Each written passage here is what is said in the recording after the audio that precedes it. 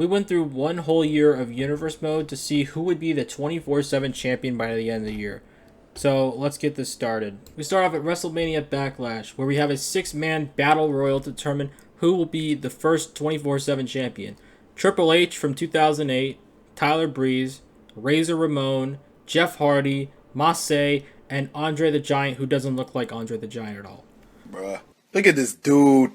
Triple H would end up winning the Battle Royal to become the new 24/7 champion after eliminating, funny thing, he eliminated Andre the Giant. Triple H is now the first 24/7 champion. After Backlash, and Triple H gets to his VIP locker room, Vince McMahon comes out of nowhere and ambushes him to win the 24/7 championship from him. Wow. I guess the phrase life imitates art is actually really relevant right now. So, at Hell in a Cell, the new 24/7 champion Vince McMahon must defend the 24/7 title against Doink the Clown. Yep, Doink the Clown in a Hell in a Cell for the 24/7 championship. Weapons fly everywhere. You got kendo sticks, sledgehammers, tables, but in the end, Vince McMahon defeats Doink the Clown after throwing him onto a table that wasn't even set up. Vince McMahon retains the 24/7 title after going through Hell in a Cell. Post-match, as Vince McMahon is celebrating in the ring, Dink the Clown comes out of the crowd, comes into the ring, goes for a roll-up, but Vince McMahon counters the roll-up and pins Dink the Clown. He retains the 24/7 championship once again, and he gets out of there as fast as possible before we have more Doink the Clowns come out of nowhere. A few days later, Cody Rhodes comes out of nowhere from the void with pyro and all to try and ambush Vince McMahon to take the 24/7 championship away from him. Unfortunately for Cody, Vince McMahon stuns him out of his shoes, and Vince McMahon is able to retain the 24/7 championship in the conference room. Vince McMahon tries to get out of there as soon as possible so he doesn't get pinned. After all those shenanigans, Vince is now forced to defend the 24/7 championship in a 6-man ladder match with Roman Reigns, Shanky, Otis, Scott Hall, and Braun Breaker. And after a really long and boring ladder match, Otis is the one able to climb up the ladder and grab the 24/7 championship, and Otis becomes the new 24/7 champion. Shawn Michaels comes out of nowhere and tries to beat the crap out of Otis, but unfortunately for Shawn Michaels, Otis takes down Shawn Michaels with a world's strongest slam, and Otis is able to escape the bus with his 24/7 championship. At SummerSlam, Otis is now forced to defend the 24/7 championship against Logan Paul. And although Otis was able to get a nice, beautiful looking caterpillar, Logan Paul was able to win after hitting a skull-crushing finale, and Logan Paul takes away the 24/7 championship from our man Otis. Post-match, Vince McMahon makes his return out of the crowd. He grabs a kendo stick and smashes Logan Paul in the head with it. He only gets a 2 count, and then immediately afterwards, Logan Paul grabs the kendo stick and starts beating the crap out of Vince McMahon to the point where the kendo stick breaks. So Logan Paul is able to flee away from Vince McMahon. We go on to Clash at the Castle, where Logan Paul is going to defend the 24/7 championship against Vince McMahon in a grudge match feud. In the end, Logan Paul is able to hit the Three Amigos on the outside and follow it up with a skull-crushing finale to pin Vince McMahon, no weapons needed, to retain the 24/7 championship. Weeks after his match with Vince McMahon, Scott Hall returns for the 3rd time and destroys Logan Paul at the airport. They get into a scuffle, but at the end, Scott Hall locks on an abdominal stretch, and I guess Logan Paul passes out from the pain. So Scott Hall is the new 24/7 champion. So after the airport incident, Logan Paul is enraged and he goes straight to Triple H and he tells him that I want a rematch because Triple H gave him what he wanted, a rematch at Extreme Rules against Scott Hall for the 24/7 championship. And after 5 minutes of them fighting right next to the announce table, Logan Paul hits a razor's edge to Scott Hall to pin Scott Hall and win back the 24/7 championship. The ultimate insult Logan Paul committed against Scott Hall.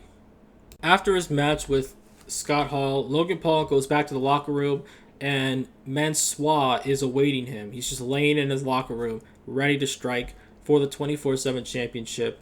And Logan Paul is able to thwart Mansoir's ambush by hitting a skull-crushing finale into the Void, and Logan Paul retains the 24/7 title in the Void. Diesel is upset that his best friend got beat up by Logan Paul, so he looks to challenge the 24/7 champion himself at the Survivor Series. Logan Paul is able to hit the skull-crushing finale, but Diesel kicked out for the first time. So Diesel picked up a chair and whacked the crap out of Logan Paul multiple times. However, Logan Paul is able to recover, climb up to the top rope, hit a frog splash. 1, 2, 3. Logan Paul retains the 24/7 championship once again. A couple days after the Survivor Series, Logan Paul is ambushed in the gym by R-Truth. And R-Truth is able to hit a, what is it called? A pay dirt? Yeah, pay dirt onto Logan Paul, and he wins the 24/7 championship for the 55th time. Yes, R-Truth is a 54-time champion. So now you can add number 55 to his reigns. Day 1, it's the battle of the greatest 24/7 champions. The 55-time 24/7 champion R-Truth goes against the 3-time 24/7 champion. And they have a pretty good scuffle. You know, like R-Truth whacks Logan Paul in the head with a kendo stick, and then Logan Paul recovers, throws him into the barricade. He throws it back into the ring, and then he grabs a steel chair. He hits R-Truth a couple of times, and he pins him, and once again reclaims the 24/7 championship. We get to the Royal Rumble, where the 24/7 championship will be defended in a 30-man Royal Rumble match. Logan Paul is forced to start the match at number 1, and he makes it halfway through the match, but is eventually eliminated by Rikishi. In the end, it came down to Otis and Rick Boogs. And in the end, Rick Boogs was able to overcome Otis and become the new 24/7 champion. To determine who would fight Rick Boogs for the 24/7 title at WrestleMania, an Elimination Chamber match was set up between Eddie Guerrero, Eric Bischoff, the Hurricane, Yokozuna, Omos, and Rikishi. Hurricane is first eliminated by Bischoff via multiple kicks, one to the head. And then Yokozuna is eliminated next via the Rikishi driver. Third, Eddie Guerrero is eliminated by Rikishi via the Rikishi driver once again. And then Rikishi is the fourth one out after Omos hits a huge chokeslam to pin him and eliminate him. And finally, Omos is eliminated by Eric Bischoff via the same kicks that he used to beat the Hurricane. And Eric Bischoff is going to WrestleMania to fight Rick Boogs for the 24/7 championship. So the match is Rick Boogs versus Eric Bischoff for the 24/7 championship, or so it seems, because there are two additions to this match. Logan Paul, who complained to Vince McMahon that he was screwed because he didn't technically get pinned to lose the championship. So Vince McMahon was like, okay, fine, you're in the match. And then Triple H also had issues because he never got his rematch for the 24/7 title. So then Triple H was added to the match. So now you have a fatal 4-way for the 24/7 championship. Logan Paul, Triple H, Rick Boogs, and Eric Bischoff. So now we're at WrestleMania, the final match. 24/7 championship. Eric Bischoff, Rick Boogs, Triple H, and Logan Paul. So after the guys were fighting on the outside for like 10 minutes, just wailing on each other, Triple H was able to hit a pedigree onto Rick Boogs and take him out of the match. And immediately afterwards, Logan Paul, he climbs up to the top rope, hits a frog splash, and he eliminates Eric Bischoff from the match. And after Triple H and Logan Paul duke it out, you got weapons everywhere, you got kick-outs, punches, kicks, everything you can imagine. Logan Paul is finally able to hit the skull-crushing finale and is able to pin Triple H, and Logan Paul solidifies himself as the greatest 24/7 champion of all time. So, what did we learn from this video? Well, there is only one thing. Logan Paul is the greatest 24/7 champion in the history of the belt's existence. So, yeah, that's about it. Thanks for watching. Goodbye.